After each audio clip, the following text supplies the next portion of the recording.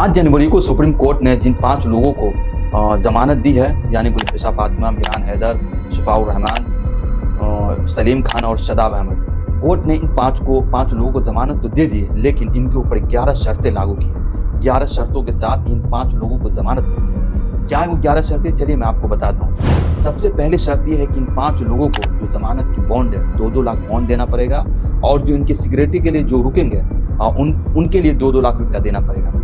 दूसरी शर्त ये लागू की है कि अगर इन लोगों को राजधानी दिल्ली के अलावा कहीं जाना होगा तो सबसे पहले अनुमति, यानी ट्रायल कोर्ट से अनुमति लेना होगा, उसके बाद ये लोग दिल्ली से बाहर जाएंगे।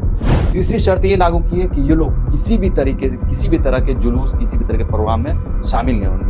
चौथी शर्त ये है कि इन 5 लोगों का जो गवाह है उनको किसी तरह से कांटेक्ट नहीं होना चाहिए, उनसे किसी तरह से बात नहीं होनी चाहिए। और 5वीं शर्त ये है कि इनको अपना जो पासपोर्ट होगा वो भी सौंपना होगा। 7वीं शर्त ये है कि इन 5 लोगों का जो अपना स्थायी लोकेशन होगा उसका पता, वो ईमेल और फोन नंबर पुलिस और ट्रायल कोर्ट को देना होगा। नंबर 8, कोर्ट या पुलिस जब इनसे कोई चीज पूछेंगी तो बिल्कुल साफ और ईमानदारी से उनको बताना होगा।